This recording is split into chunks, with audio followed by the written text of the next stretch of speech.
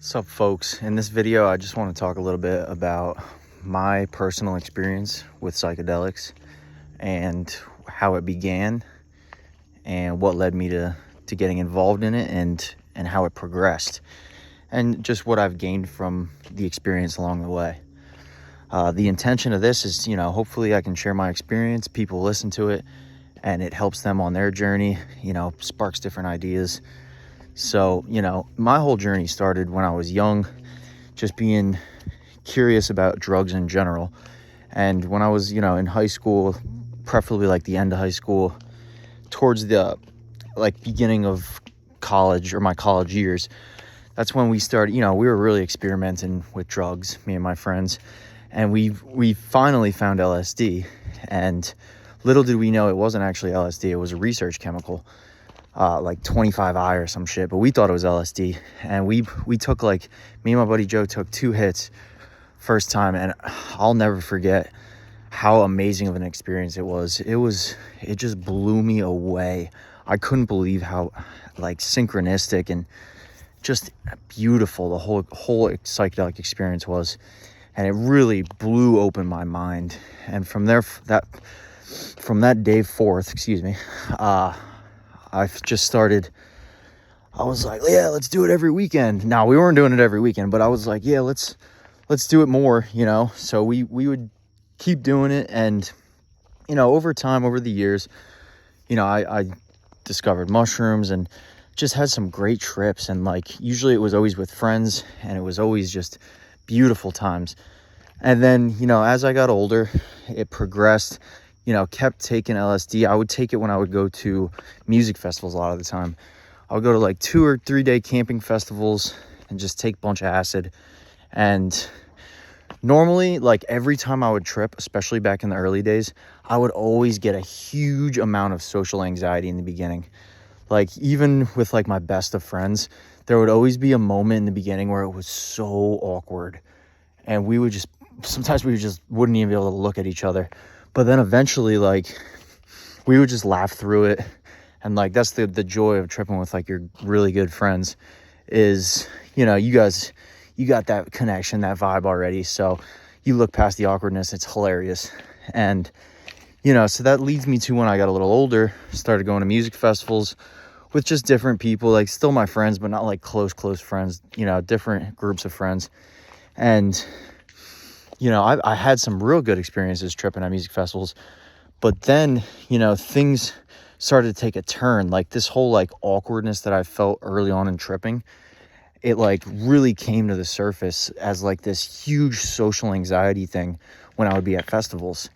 And so, I would be, at the festival, take a bunch of acid or whatever, and I would just feel like an absolute alien socially, and I wouldn't even be able to be around the people I was with. And it made me really feel like I had something wrong with me, it was some sort of trauma or something. And so I stopped tripping for a while, and I kind of just pushed it away. But I knew there was something there that needed to be looked at, needed to be inspected further. And so I'll never forget the one time I tripped at this one music festival, Halloween. I was with a big group of people, and shit hit the fan. I think I took way too much, and, I was seeing shit that wasn't there. There were life forms coming down from the sky. There was this real psychedelic artist playing at the time, Tipper, and there was some wild shit going on in the audience, in the crowd. I was just, the whole set, his music is mind-blowing enough. The whole set, I was experiencing all this extraterrestrial alien type shit in the crowd, and my jaw was on the floor. I was absolutely what is going on here?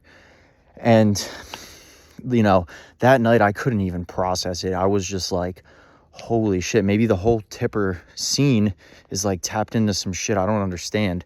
At one point, I'll never forget, in the crowd, there was a beam of light that shot out from the sky. Mind you, I'm tripping balls, but I'm actually seeing this.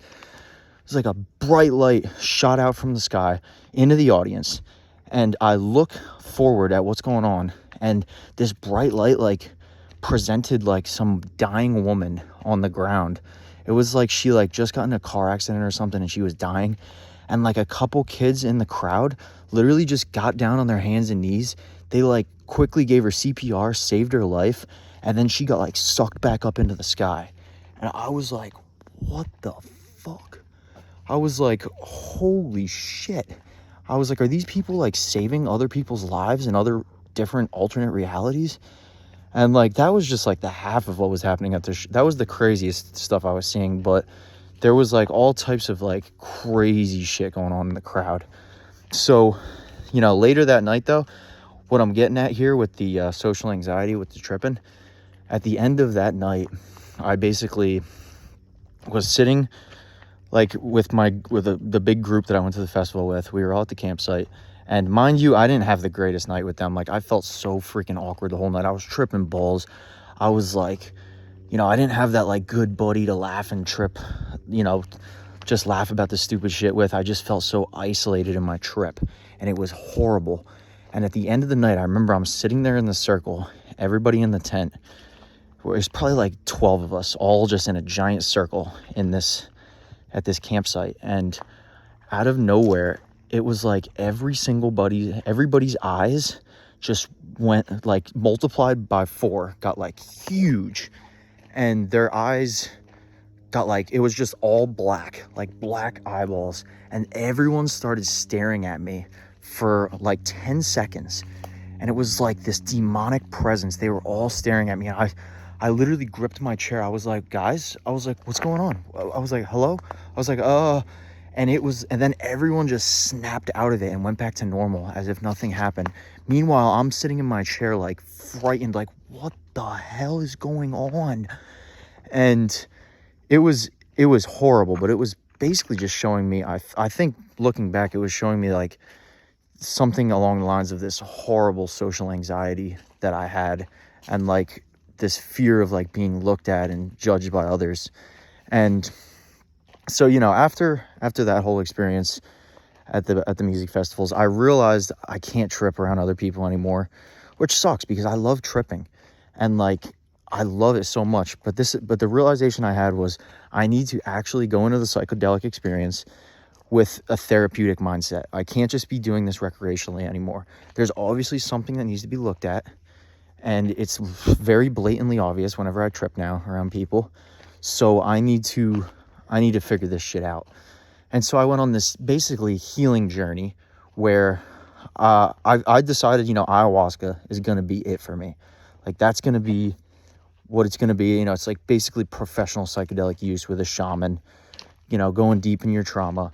And I mentally prepared for it for a while. And I was supposed to go in 2020 to Peru, and then COVID happened, and the whole experience just was on pause, and it kind of sucked because I kind of felt like I was in like this healing mode, like where I really felt like I needed the ayahuasca to get to the next stage of my life.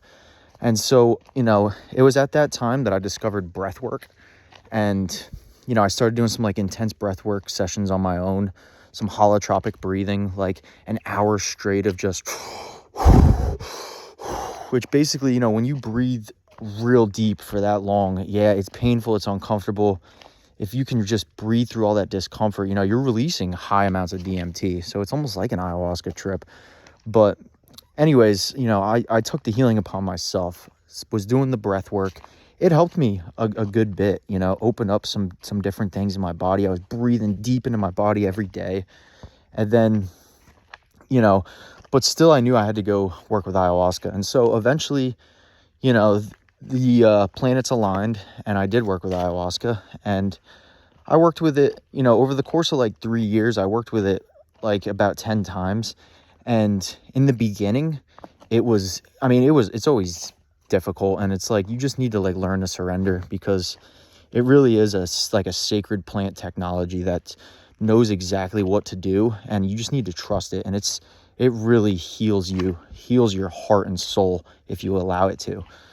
But you can't allow your ego to get in the way of that happening. And that's the hard part with ayahuasca, because it's very foreign, it's very extraterrestrial, and, you know, what happens is nothing like this reality.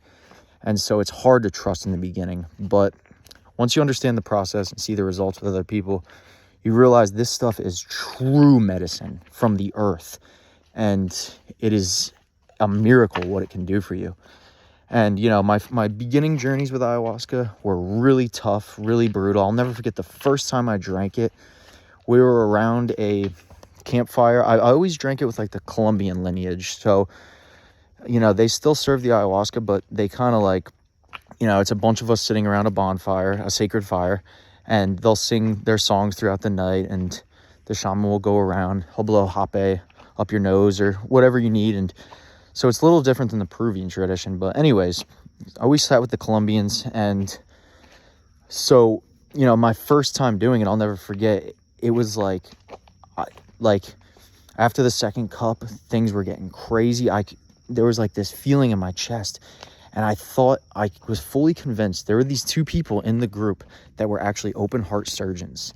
And it was just like a total coincidence. But I remember while I was on the ayahuasca, I thought to myself, these open heart surgeons are here for a reason, and they're going to have to cut my heart open in order to open my heart. Because I was there because, you know, I had this social anxiety, my heart was closed off, blah, blah, blah, what have you. I knew it was something with my heart that was blocked off. And so I literally was face down in the dirt with my hand over my heart, refused to turn over onto my back, because I literally heard like bags getting ready and scalpels and all this shit. And I was so torn, because I was 100% convinced that these people were going to have to cut open my chest and do open heart surgery on me.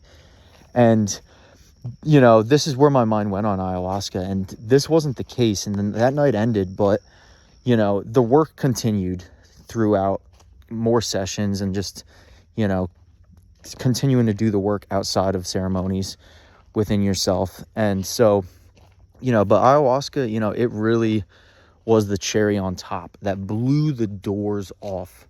You know, it really, really did it.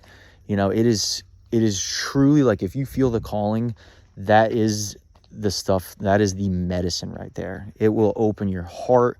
It will, you know, I've had times with ayahuasca where it felt like my entire soul was getting, like, all the black sludge was getting wrung out of my soul. And if you allow this medicine to just do what it wants to do, then it will cleanse you of all your ailments. And it doesn't mean that it's just going to enlighten you and you're going to be like this holier man forever, but it will give you a lot of insight on your purpose in life. It will heal a lot of trauma that may be blocking certain areas of your life, like your heart or love, or, you know, it will open up doorways. It'll give you visions. You know, it will give you a nice blueprint for your life. And to me, that's just such a valuable thing in this life. You know, we live in a society where people are so lost and so confused and disconnected, and, you know, just in this rat race. And so, you know, investing in doing an ayahuasca ceremony, this is just my mindset towards it, is the greatest thing you can do, because you're investing in, like, deepening the love in your heart, and deepening your connection to source, and deepening your purpose on earth. And, like, that is the most valuable stuff on earth. And so sitting with the medicine is priceless. You can't put a price on it, because what you gain from it, the miracles that you gain from sitting with the medicine and doing this difficult, deep work, that is just, there is no price on it. You know, you really can't. And so, you know, you really do got to do what's hard too. And I realized that. And, you know, doing ayahuasca was hard. And, like, going back the second time and the third time and the fourth time, after knowing how difficult it truly is and how wild it can get, it requires courage. But you need to do what's hard in life in order to live an easy life. And I realized that. And, you know, I've realized I always wanted to have a life full of love and connection and peace. And so I was willing to put myself into these shark-infested waters of just absolute pain and misery. And that's where you have to be willing to get to. Guys do it in all different types of ways. Navy SEALs do it. They put themselves out there in the misery. You know, there's all different ways to put yourself in intense pain and misery, but it really molds you as a human being and helps you discover yourself and your purpose in life. And so if you're listening to this, just know, you know, if you're interested in the psychedelic experience, just have an open mind. Just, flow with it, never get too high of expectations or anything like that. Don't put too much pressure on the experience, but, just flow with it. I just wanted to talk about my experience because I think it's quite interesting. Psychedelics are very interesting. They're very, very beautiful. It connects us to different dimensions, different realities outside of this reality. And so, the healing potential with all these psychedelics and these plant medicines, it's amazing, and it's swept under the rug in our society because our society, of course, wants people that are obedient, easy to control, easy to manipulate. They want to just make money off people and just have a bunch of slaves walking around. That's why psychedelics are illegal, because it opens your mind and makes you think for yourself and turns you into a free human. And so, so if you're listening to this, I hope this can help you along your journey in the psychedelic movement. And just remember, if next time you're wanting to eat a couple grams of mushrooms, multiply that dose by 2. It's always good to eat more because that's where you're going to get the hard lessons. So thank you all for tuning in. Peace.